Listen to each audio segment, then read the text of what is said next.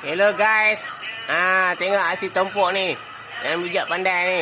Dia pun nak tengok YouTube juga. Tengok tu, dia tengok YouTube.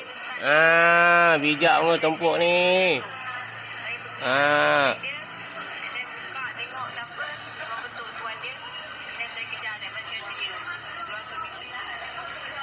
Bijak lah Tompok ni. Tompok tengok gambar bawah tu. Tompok tengok gambar bawah tu.